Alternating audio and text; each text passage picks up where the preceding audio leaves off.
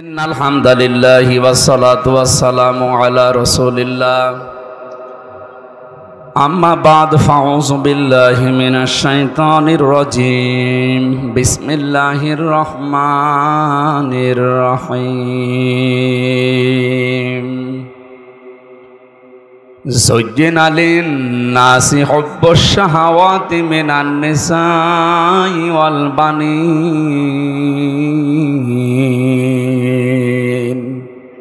সাদাকাল্লাহুল আযীম ওয়া মা যাদাহুম ইল্লা ঈমানা ওয়া তাসলিমা আল্লাহুম্মা সাল্লি আলা সাইয়্যিদিনা মাওলানা মুহাম্মাদ ওয়ালা আলি সাইয়্যিদিনা মাওলানা মুহাম্মাদ।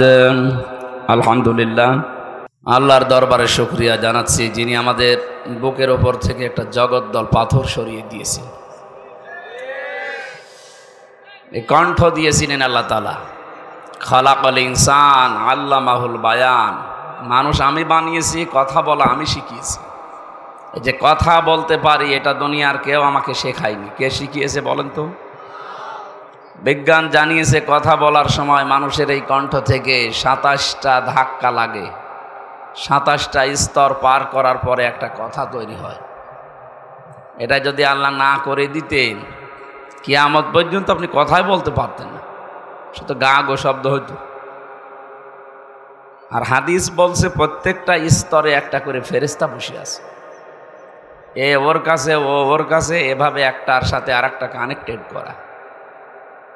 এর হাত থেকে এর হাতে, এর হাতে এর হাতে, এভাবে যেতে যেতে ২৭ নাম্বার জায়গায় যে এই মুখের গর্তের ভেতর দিয়ে আল্লাহ কথাটা বের করে দিচ্ছে।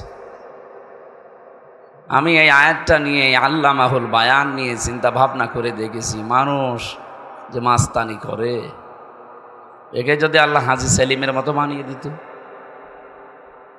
কথা বলতে পারে। আদালতে সেদিন দেখলাম শিশুর মতো হাওমাও করে কাঁদতেছে, অথচ এমন কোনো পাপ নেই যে ও করেনি। সে বড় পাপ বলেন, মাঝারি পাপ বলেন, ছোট পাপ বলেন, দুনিয়ায় এমন কোনো গোনাহ নেই যে ওর জীবনে নেই। আল্লাহ জবানটা বন্ধ করে দিয়েছে, কথা তো এখন বলতে পারে না। নৌকা বলতে গিয়ে হৌকা বলে ফেলে। এই যে বিশাল একটা শাস্তি দিয়ে দিল আল্লাহ। কাইফা তাকফুরুনা বিল্লাহি ওয়া কুনতুম আমওয়াতান, এই আয়াতটা নাজিল হয়েছে সূরা বাকারার ২৭ নাম্বার আয়াতে। আল্লাহ তাআলা বলেন, মানুষ নাফরমানি করে আমার সাথে। কিভাবে করে? এ কি মৃত ছিল না? এ তো অস্তিত্বই ছিল না। আমার এখন ৩৩ বছর বয়স, আমি ৩৪ বছর আগে উল্লেখ করার মতো কিছু ছিলাম? কথা বলেন না কেন? হামজা এরকম কোন নামে আমি ৩৪ বছর আগে আমার বংশে ছিলাম না। আলা তাআলাল ইনসানি হাইনুম মিনাদ দাহরি লাম ইয়াকুন শাইআম মাযকুরা। মানুষের জীবনে কি এমন সময় যায়নি যে তখন উল্লেখ করব যে এ রুবেল, এ হামজা, এরকম কিছু ছিলই না। নেই থেকে এ অস্তিত্ব দিয়েছেন, ধীরে ধীরে পূর্ণতায় পৌঁছে আজ হামজা বানিয়ে, রুবেল বানিয়ে এখানে বসিয়ে রেখেছেন। কে বলেন তো? আল্লাহ এই জন্য কাইফা দিয়েছেন। কাইফা তাকফুরুনা বিল্লাহ। মানুষ আমার সাথে কুফরি করে, আমারে মানতে চায় না। কি করি? আমারও বিশ্বাস হয় না। কাইফা শব্দ বালাগাত মান্তেকের কায়দায় ব্যবহার করা হয় যখন কোনো কিছু বিশ্বাসে আসে না। বলেন তো, আল্লাহ নিজে বলছেন যে আমারও বিশ্বাস হয় না, যে ও আমার কথা মানবে না, আমার সাথে নাফরমানি করবে, এটা আমারও বিশ্বাস হয় না। কি করে করে ও? তো জমাট বাঁধা একটা রক্ত ছিল, ওখান থেকে আমি পেট থেকে আবর্ষণ করে দিতে পারতাম। অ্যাবর্ষণ করে দিতে পারতেন না? আমার মা বাবা কি ওই সময় খুব দোয়া করেছিলেন যে না, এটা যেন কিছু না হয়? কিছুই করেন। ওনারা শুধু বিছানায় ছিল, এতটুকুই শেষ। বাকি যা করার কে করেছে? না, আমাদের যিনি পালিয়ে গেছে উনি করেছে। কিছু করলেই তো উনি করতো। মা হাতের মোবাইল বসে, মোবাইল কে দিয়েছে? আমি দিয়েছি। এটা কথা হইল? মোবাইলটা কিনলাম আমার বাবার টাকা দিয়ে, বসে মোবাইল কে দিয়েছে। আমার মনে হয় কয়েকদিন পরে এই কথা বলতো যে কথা যে বলতে পারছেন কে দিয়েছে, আমি দিয়েছি। এ কথা বলার শক্তি কে দিয়েছে? ওই আল্লাহর জন্য বলেন আলহামদুলিল্লাহ। দরুদ আর সালাম পড়ছে আমাদের নবী, মানবতার মহান বন্ধু মুহাম্মাদুর রাসূলুল্লাহ সাল্লাল্লাহু আলাইহি ওয়াসাল্লামের প্রতি। সবচাইতে বন্ধুত্বের পরিচয় পাওয়া যাবে যেদিন কেউ কারো বন্ধু থাকবে না। ওয়ালা ইয়াসআলু হামিমুন হামিমা ইউবাসসারুনাহুম ইয়াওয়াদ্দুল মুজরিমু লাউ ইয়াফতাদি মিন আযাবি ইয়াউমিযিম বিবানি। সূরা মাআরিজের ভেতরে 11 নম্বর আয়াতে আল্লাহ জানিয়েছেন কিয়ামতের ওই ময়দানে কোনো বন্ধু, এই যে হামিম শব্দের শাব্দিক অন্তরঙ্গ বন্ধু, এটা আপনার স্ত্রী হতে পারে, আপনার বান্ধবী হতে পারে, এমনকি সবচাইতে বেশি সময় যার সাথে কাটান আপনার ওই বন্ধু হতে পারে। এই বন্ধু কিয়ামতের দিন আপনার কথা জিজ্ঞাসাও করবে না, আর যদি জিজ্ঞাসাও করে আল্লাহ পাকের কাছে মুক্তিপণ হিসাবে আপনাকেও বলবে আল্লাহ এই বন্ধুকেও দিয়ে দিলাম। বলেন নাউজুবিল্লাহ। এই যে কঠিন সালসালা অবস্থা আল্লাহ পয়দা করবেন ওই ময়দানে শেষে, বন্ধু, মা বাবা, স্ত্রী, সন্তান সব কিছু বলবে আমি মুক্তিপণ দিলাম। কি দিলাম? এই যে লাউ ইফতাদি, ফিদিয়া দিলাম, মুক্তিপণ দিয়ে দিলাম। ওয়াসাহিবাতিহি ওয়াখি, শুধু সন্তান না, আমার স্ত্রী, আমার ভাই ভগ্গর যা আছে সবই দিয়ে দিলাম। ও ফাসইলাতি হিল্লাতি তৌবি, আমার জ্ঞাতি গোষ্ঠী যারা আমাকে আশ্রয় দিত, আমার দলের লোক, আমার গ্রামের লোক, আমার বংশের লোক যারা আমাকে আশ্রয় দিত বিপদে পড়লে, আল্লাহ এদেরকেও মুক্তিপণ হিসাবে দিয়ে দিলাম।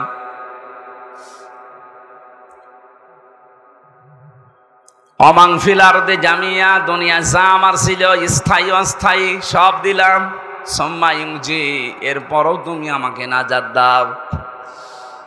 কিয়ামতের এই দৃশ্যটা একটু সামনে নিয়ে এসে দেখেন কত ভয়াবহ।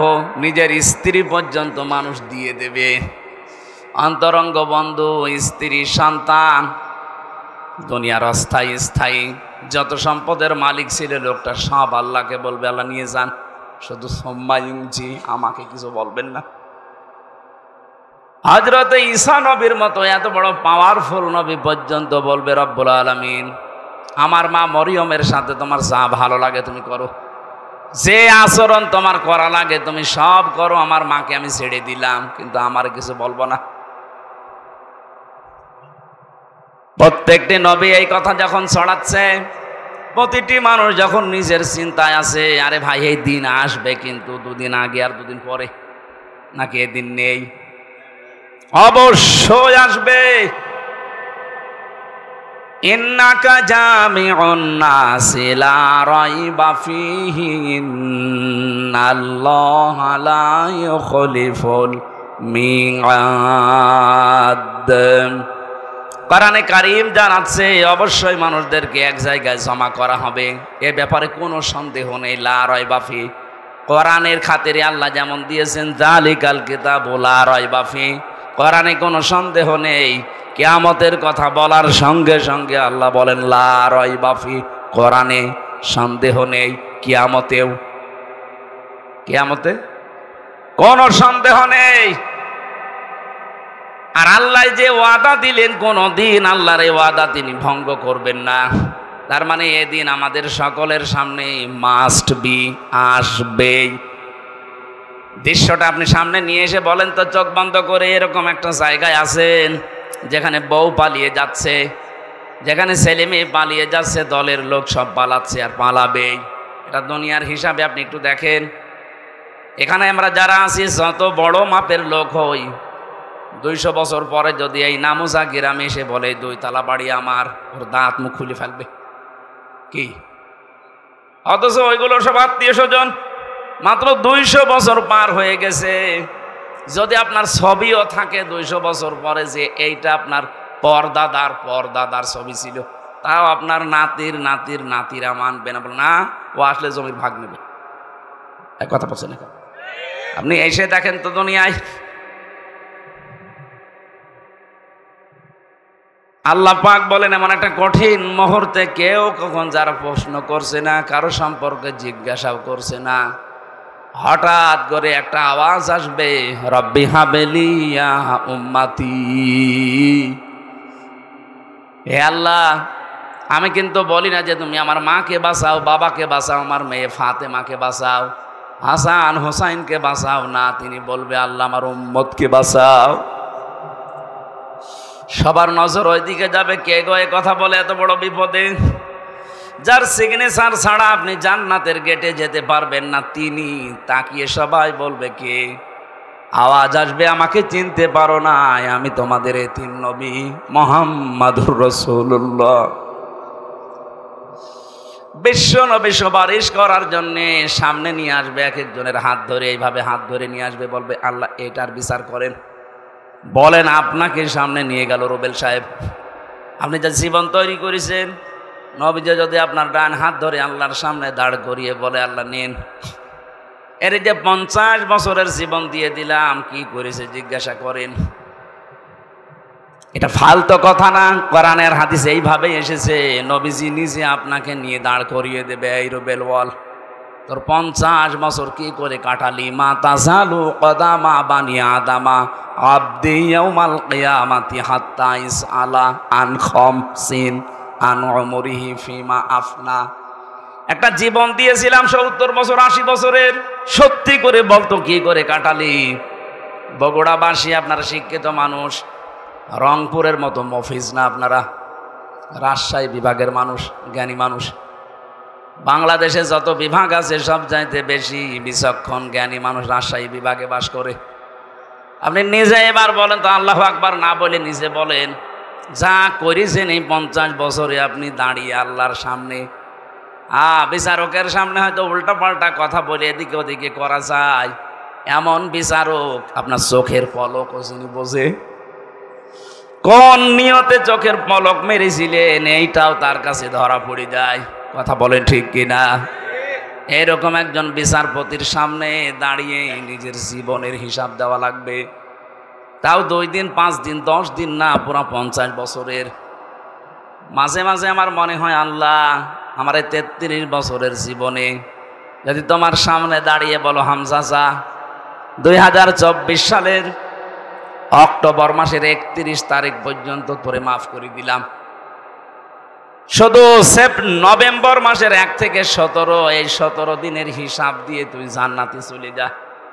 আমার যা কাজ কারবার, আমার যা আমল আখলাক, আমার এই 17 দিনের হিসাব দেওয়া সম্ভব না।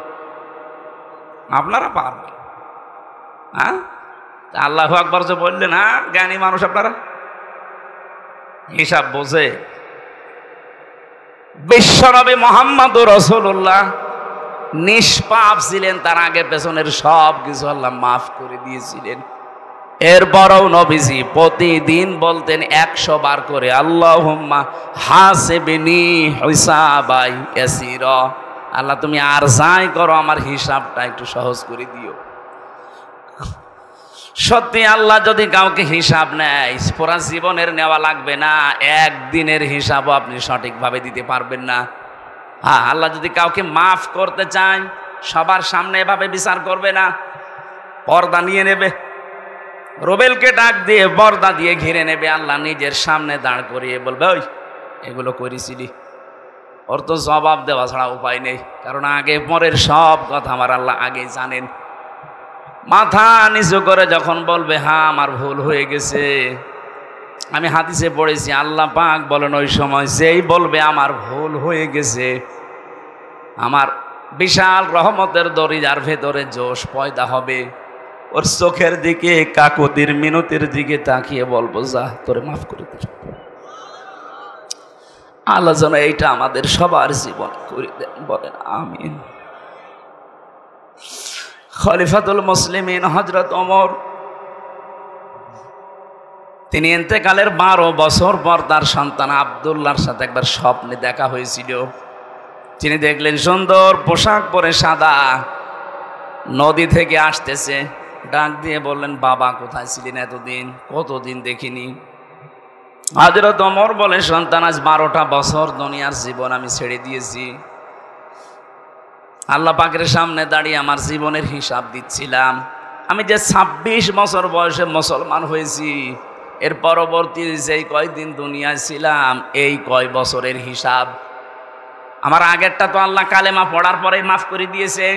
1 থেকে 26 বছর পর্যন্ত আল্লাহ আমার হিসাব নেয়নি, কারণ কোনো মানুষ যখন মুসলমান হয় পেছনের অপরাধ আল্লাহ সব মাফ করে দেয়। সবগুলো মাফ ছিল আমার, শুধু 26 থেকে যেই কয় বছর হয় এই কয়টা বছরের জন্য 12টা বছর আল্লাহ হিসাব নিচ্ছিলেন। শেষ পর্যন্ত আমার দিকে তাকিয়ে বলছে, যা করে মাফ করে দিলাম। এখন এই যে জান্নাতের নহর থেকে গোসল করে এই যে সাদা পোশাক, এটা জান্নাতের পোশাক, এটা পরে আমি জান্নাতের দিকে যাচ্ছি। ও বগুড়াবাসী, যারে আল্লাহ জান্নাতের সার্টিফিকেট দুনিয়ায় পাঠিয়েছিলেন হযরত ওমরের, যিনি নবীজির পাশে কিয়ামত পর্যন্ত থাকবেন, তার 2 জন শ্বশুর আসে পাশাপাশি, আবু বকর, ওমর। এই যে আকাশের তারকা দেখতে পান রাতের বেলা, হয়তো 1-2 করে একদিন গণনা করলে শেষ হয়ে যেতে পারে। হযরত ওমর মুসলমান হওয়ার পরে জীবনে যত নেকির কাজ করেছিলেন, কেউ যদি ওমরের নেকি গণনা করে কোনোদিন শেষ হবে না।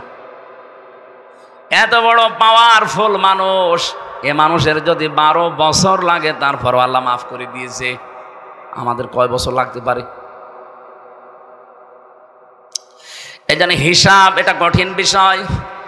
বিশ্ব নবী মুহাম্মদুর রাসূলুল্লাহ হঠাৎ আওয়াজ দিয়ে যখন উম্মতকে হাতে করে নিয়ে যাবেন, আল্লাহ পাক মাফ করতে চাইলে তো ঢেকে নেবেন, যদি অপমান করতে চান তখন সবার সামনে দাঁড় করিয়ে ওর জীবনের যে অপরাধ ওইটা চেহারার ভেতরে ফুটিয়ে তুলবেন। ইউরাফুল মুজরিমুনা বিসিমাহুম ফায়ুখাযু বিন-নাওয়াসি ওয়াল আকদাম। দুনিয়ার বিচারকদের আর আল্লাহর বিচার আকাশ পাতাল পার্থক্য। এরা সাক্ষী ছাড়া বিচারের রায় দিতে পারে না, আর আল্লাহ পাক বলেন যত সাক্ষী দরকার সব তোর চেহারার ভেতরে ফুটিয়ে তুলব। কেউ যদি জেনা করে, জেনাকারের এই জায়গায় লেখা থাকবে, জেনা এদেশে নেই। কি আছে কি আমরা তো দেখতে পাই না। এটা যেহেতু গ্রাম অঞ্চল, এই নামুজা এলাকা, বহু মানুষ আছে যে 1 বিঘা জমি নেয় 50-60 হাজার করে টাকা দেয়, যতদিন জমি করে খাবে ততদিন উনি টাকা ফেরত দেবে না। এটা কি নাম কি? এগ্রিমেন্ট, বন্ধ কি যাই বলেন, এটা সুদ হচ্ছে। এটা মায়ের সাথে জেনা করার গুনাহ হচ্ছে। সত্যি কি এলাকায় আছে? না ভাই, এটা আপনি না খেয়ে থাকেন, মরে যান, কিন্তু এই মায়ের সাথে জেনা করা যাবে না। আপনার কি বিশ্বাস হচ্ছে না? হাদিস। আপনি যদি এই গোনা থেকে বেঁচে থাকতে চান 2টা পদ্ধতি আজকে থেকে মানবেন।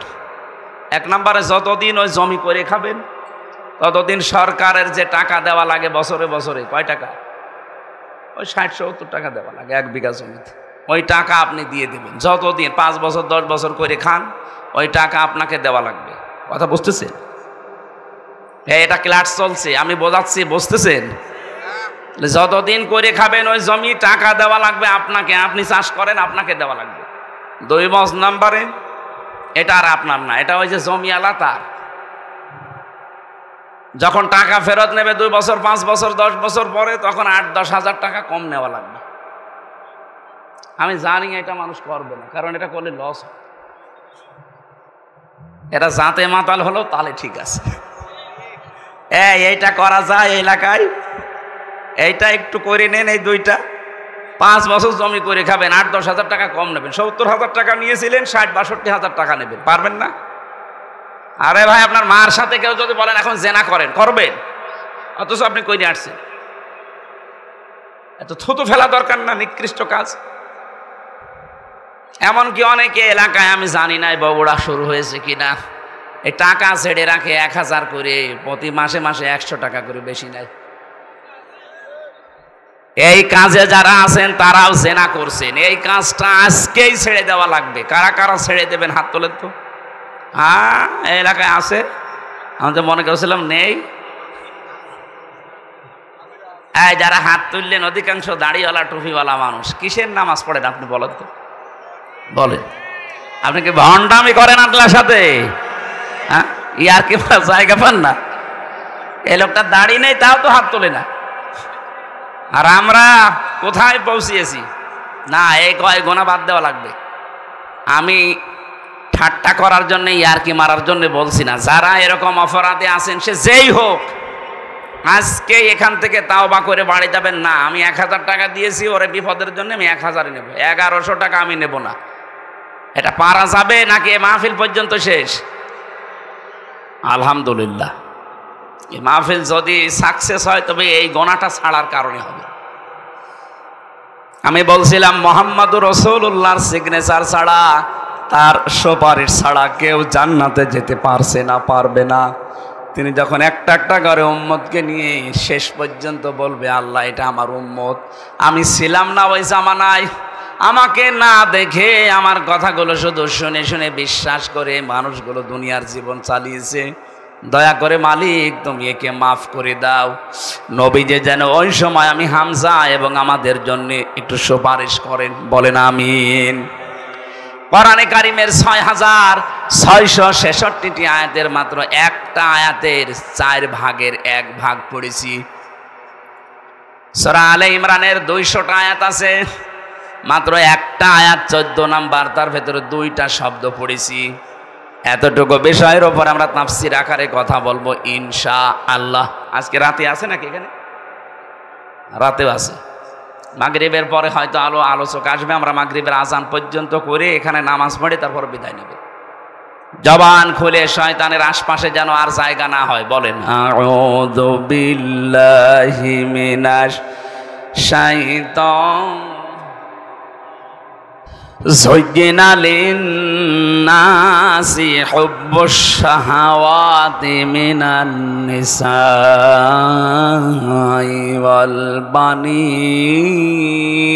والبنين। আল্লাহ পাক বলেন, আমি আকর্ষণীয় করিয়ে দিয়েছি, সুশোভিত করে দিয়েছি, লোভনীয় করে দিয়েছি দুনিয়ার ভেতরে 7টা জিনিসকে।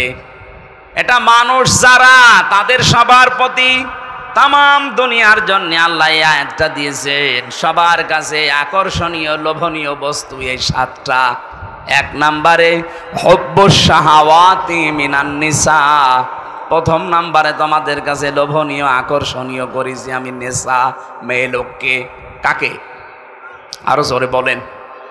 আয়াতের তাফসীর পড়তে গিয়ে দেখেছি তামাম দুনিয়ার ভেতরে যত কিছু আল্লাহ বানিয়েছেন, বিশ্বনবী জানালেন আমার ইন্তেকালের আগে এই দুনিয়ায় আমার উম্মতের জন্য সবচাইতে ভয়ঙ্কর এবং ফিতনার জিনিস হিসাবে আমি যা রেখে গেলাম তার ভেতরে একটা মহিলা আর একটা জমি জায়গা। আপনি দেখেন আদালতের দিকে অধিকাংশ মামলা হয় জমি জায়গা নাই মহিলা সংক্রান্ত। কথা বলেন না কেন? যেহেতু এটা লোভনীয়, এজন্য এখানে একটা পরীক্ষা। এই পরীক্ষায় যদি উত্তীর্ণ হতে চান 2টা ঔষধ আজকে থেকে অ্যাপ্লাই করবেন। এই ঔষধ আমি বানাবো এখন গাছগাছলা দিয়ে। প্রথম কথা বলছিলাম, বিশ্বনবী মুহাম্মদুর রাসূলুল্লাহ জানিয়েছেন 2টা ঔষধ যদি তোমরা দুনিয়াতে খেতে পারো, অ্যাপ্লাই করতে পারো, দুনিয়ার জীবনে সেট করতে পারো, তাহলে এই ফিতনা, এই যে লোভনীয়, এইটা থেকে বেঁচে থাকতে পারবা। আমি জানি আমি সহ প্রত্যেকেই এই রোগের রোগী। এই যে মেয়ে লোক দিয়ে আমার আল্লাহ হাজার হাজার মানুষকে আজ পরীক্ষায় ফেলে রেখেছেন। আর মেয়ে লোকের যে ষড়যন্ত্র, এটা কোরআনে উল্লেখ আছে, ইন্না কাইদা কুন্না আযীম। মেয়েদের চক্রান্ত বড় ভয়ঙ্কর। শয়তানের চক্রান্তের কথা আল্লাহ কোরআনে বলতে গিয়ে বললেন, ইন্না কাইদা শাইতানি কানা দাঈফা। শয়তানের চক্রান্ত একেবারে দুর্বল, শুধু দুর্বল না, একেবারেই দুর্বল। দাঈফ আর দাঈফা। কিন্তু যেখানে মহিলাদের কথা আল্লাহ কোরআনে নিয়ে আসলেন, সেখানেই বললেন, এই আয়াতটা কিন্তু ইউসুফ নবী আলাইহিস সালামের জামানার। ওই যে জুলাইখা যার ষড়যন্ত্র করে ইউসুফ নবীকে জেনার তহমত পর্যন্ত নেওয়া লেগেছিল, সে আয়াত সূরা ইউসুফের ভেতরে 28 নম্বর আয়াতে আছে, ইন্না কাইদা কুন্না আযীম। এখানে যারা আরবি গ্রামার জানে কিনা জানি না, যদি আলেম কেউ থাকে দেখবেন ইন্না কাইদা কুন্না আছে, আল্লাহ বহু বচন দিলেন। অথচ আয়াত নাজিল হচ্ছে জুলেখার জন্যে। জুলেখা কয়জন বলেন বলেন?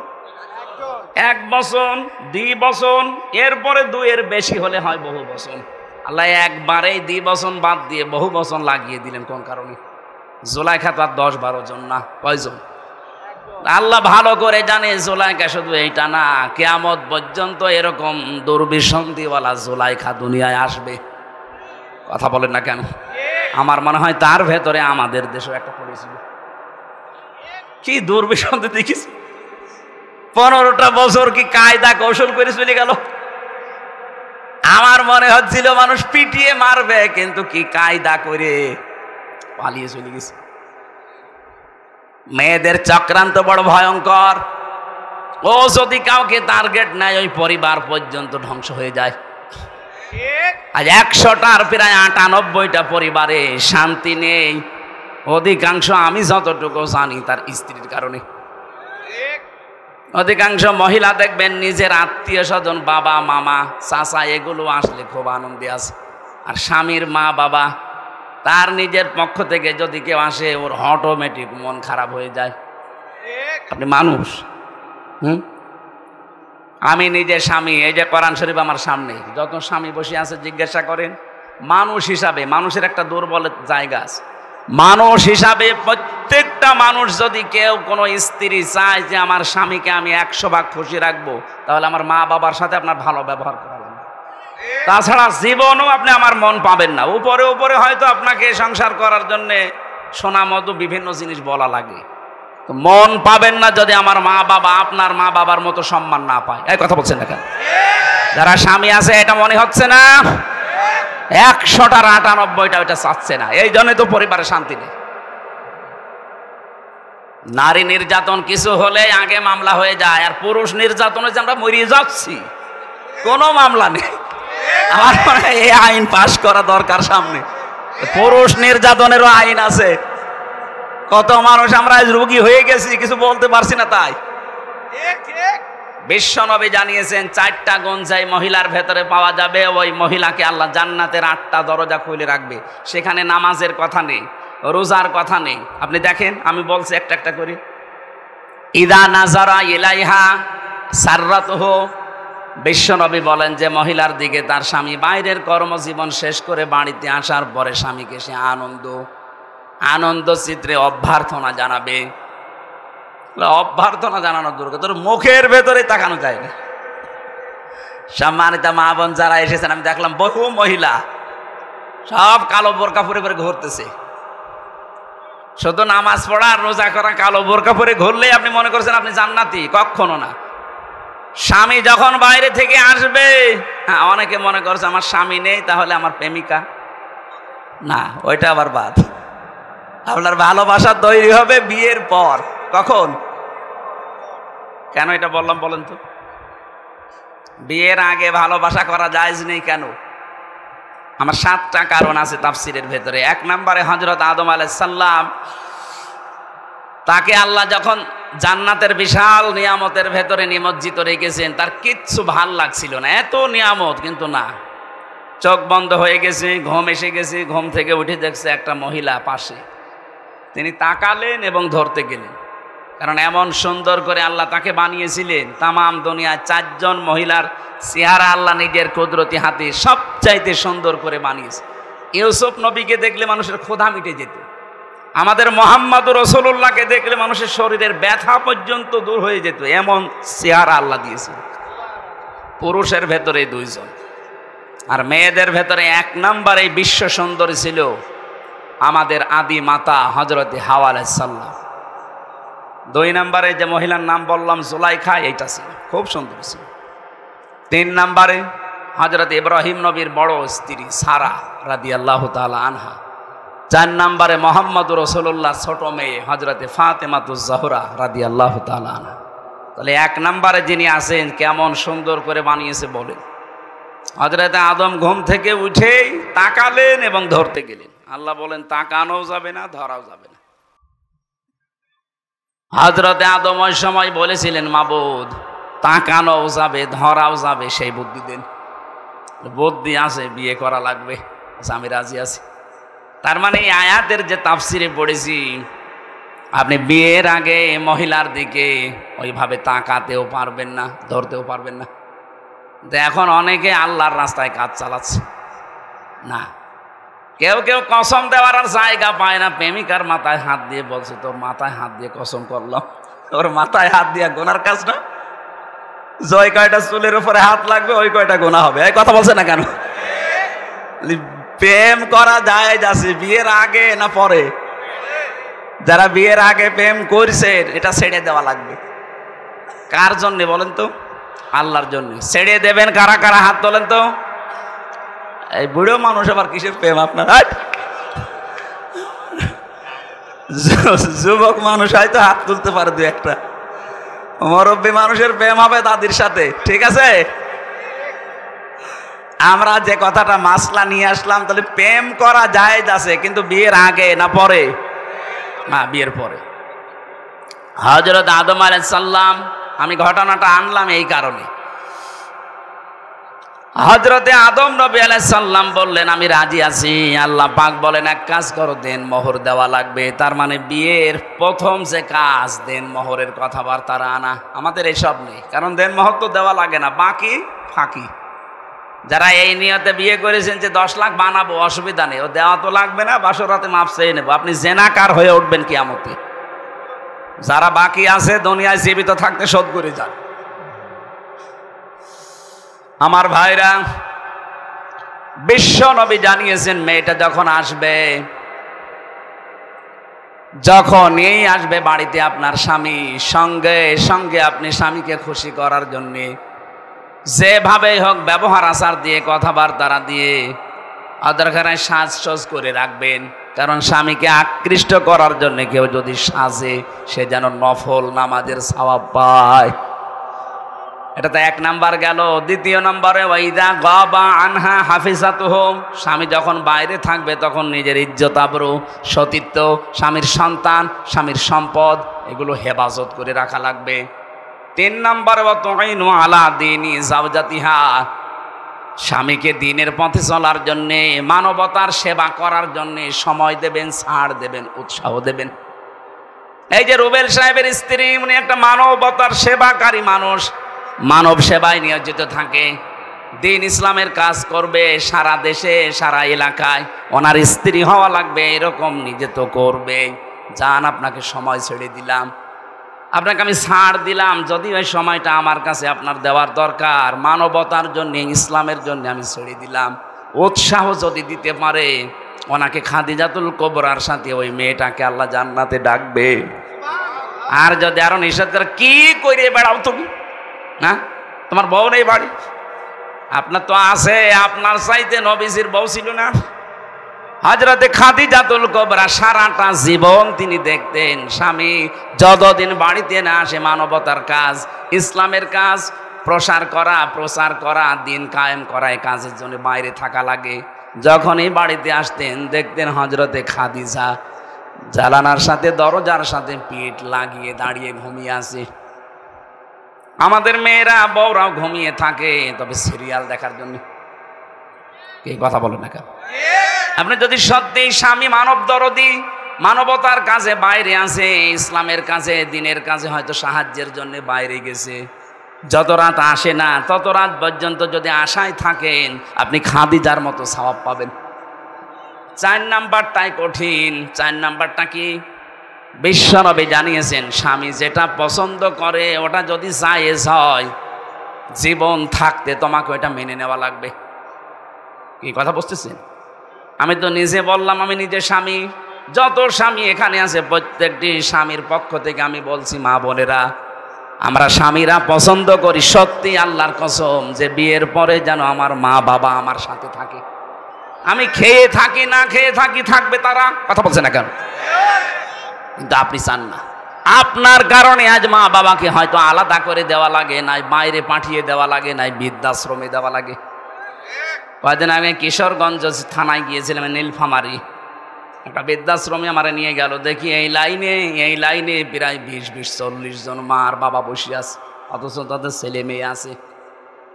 তাদের স্ত্রীর কারণে ছেলে তার মাকে আর বাবাকে রেখে গেছে বৃদ্ধাশ্রমে। ওদের চোখের দিকে তাকিয়ে আমি টের পেয়েছি ওরা ছেলের জন্য বদদোয়া করছে। কি করবো? 25 বছর 30 বছর পর্যন্ত আমার পেছনে শ্রম দিল এই মা বাবা। আজ 2 দিন তুমি আসতে পারো না, তুমি কার ফোস মতো শোনো, কার কথা মতো? ওই মেয়েটারও দোষ একা না, ওই মেয়েটাকে শুধু কান পড়া দেয় ওই মেয়েটার মা আর ওর বড় বোন। ওখান থেকে শুধু পানি পড়া লাগায়। ওই আর কতদিন একসাথে থাকবে? আলাদা হয়ে যা, ও বড়ি বড়ি চলে। সম্মানিত মা বোনেরা, না অন্যের কথা শুনে নিজের কপালে আপনি আগুন লাগাবেন না। আমি হাদিস তো বানালাম না, এ হাদিস আমি বানালাম। এজন্য নেককার মহিলা যদি হতে জানেন 4টা গুণ মাস্ট বি অর্জন করাই লাগবে আপনাকে, নয়তো খাদিজার সাথে আপনাকে জান্নাত ডাকবে না।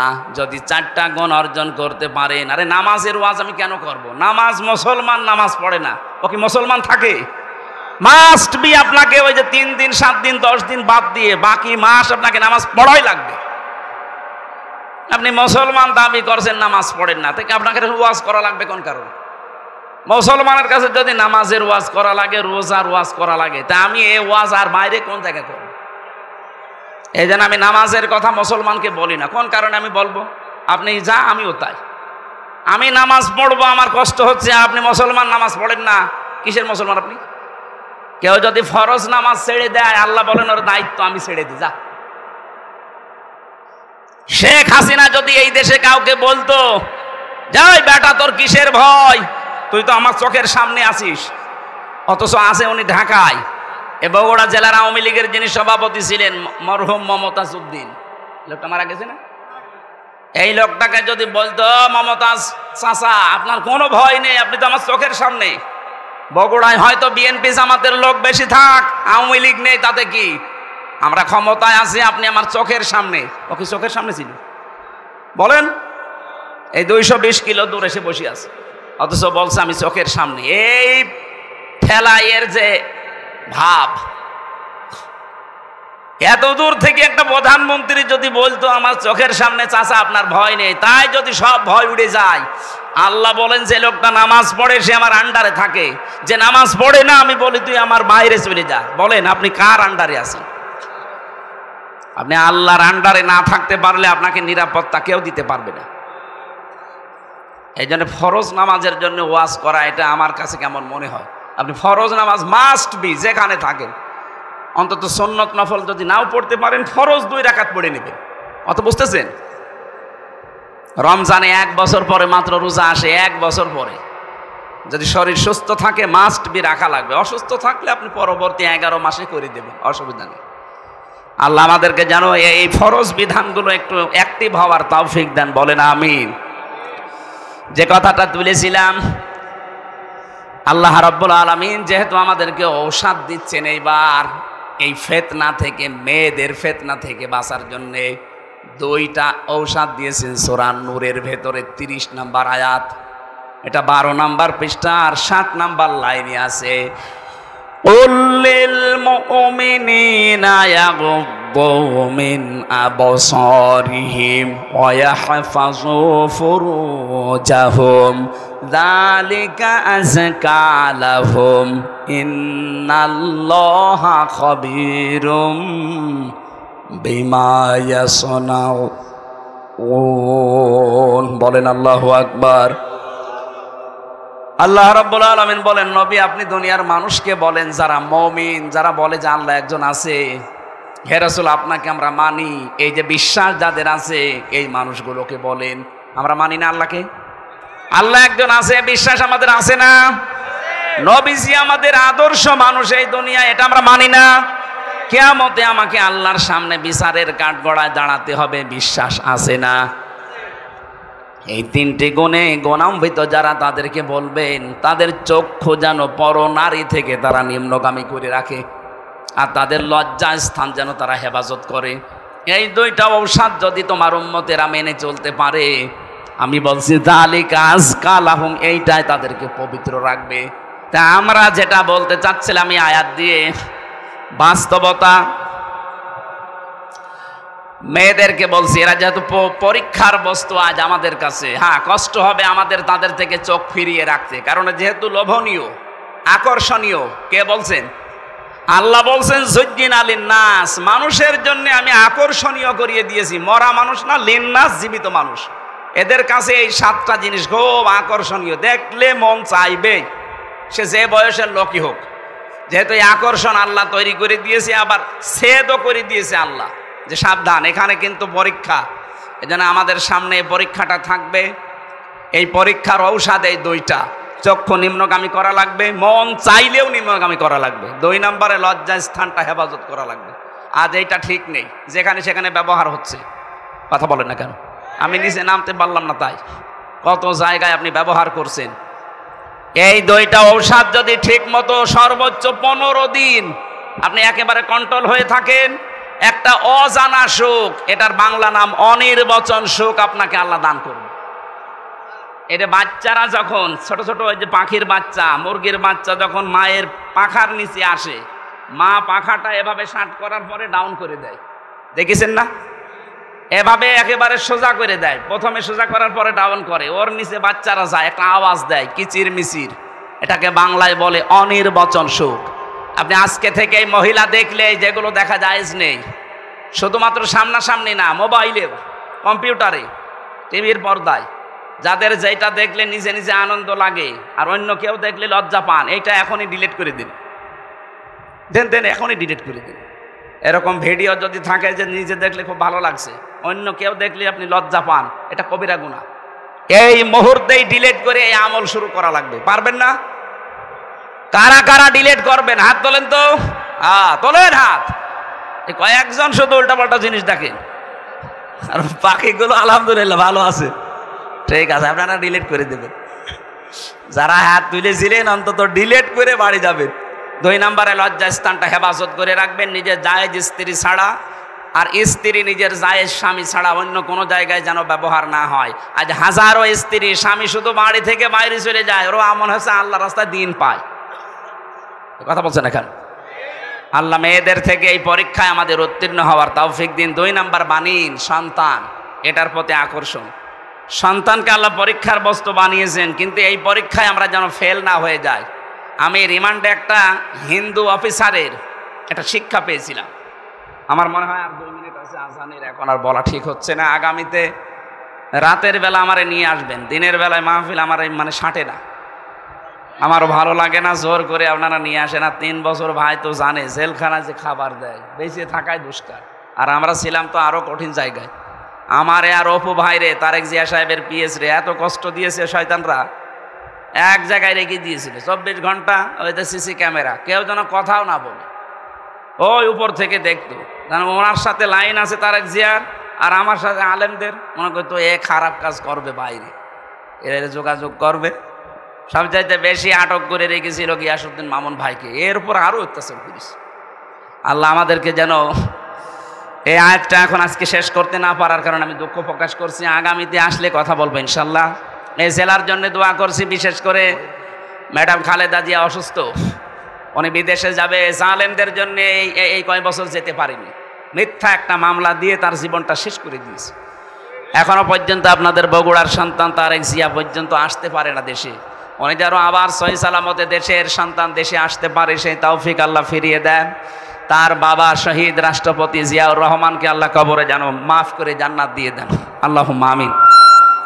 আমার লিখিত বই আছে, এই গাড়িতে যাওয়ার সময় শিক্ষিত মানুষরা নিয়ে যাবেন। লা ইলাহা ইল্লা আনতা সুবহানাকা ইন্নী কুনতু মিনাজ জালিমিন রব্বিরহামহুমা কামা রব্বায়ানি সাগীরা।